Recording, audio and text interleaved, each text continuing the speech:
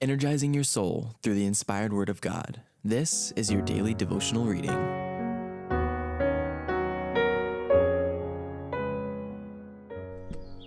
Our Daily Bread, October 25th. The health should be as faithfully guarded as the character.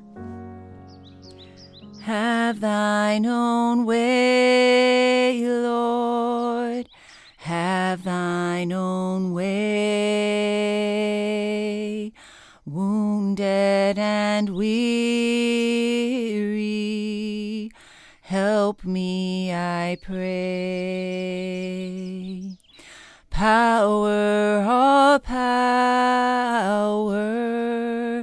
surely is thine. Touch me and heal me, Savior divine. The health should be as faithfully guarded as the character. For I will restore health unto thee, and I will heal thee of thy wounds, saith the Lord, because they called thee an outcast, saying, This is Zion, whom no man seeketh after. Jeremiah chapter 30, verse 17. As the mechanism of the body is studied, attention should be directed to its wonderful adaptation of means to ends, the harmonious action and dependence of the various organs. As the interest of the student is thus awakened, and he is led to see the importance of physical culture, much can be done by the teacher to secure proper development and right habits. Since the mind and the soul find expression through the body, both mental and spiritual vigor are in a great degree dependent upon physical strength and activity. Whatever promotes physical health promotes the development of a strong mind and a well-balanced character. Without health, no one can as distinctly understand or as completely fulfill his obligations to himself, to his fellow beings, or to his Creator. Therefore, the health should be as faithfully guarded as the character. A knowledge of physiology and hygiene should be the basis of all educational effort.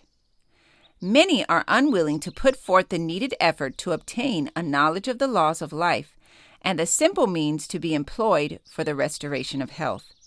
They do not place themselves in right relation to life. When sickness is the result of their transgression of natural law, they do not seek to correct their errors and then ask the blessing of God.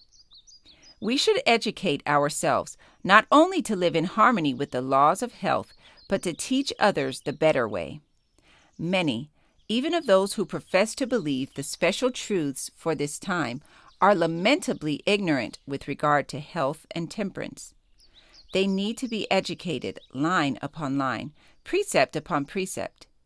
The subject must be kept fresh before them. This matter must not be passed over as non-essential, for nearly every family needs to be stirred up on the question. The conscience must be aroused to the duty of practicing the principles of true reform. This passage was taken from Child Guidance, pages 360 and 361. Our Daily Bread, October 25th.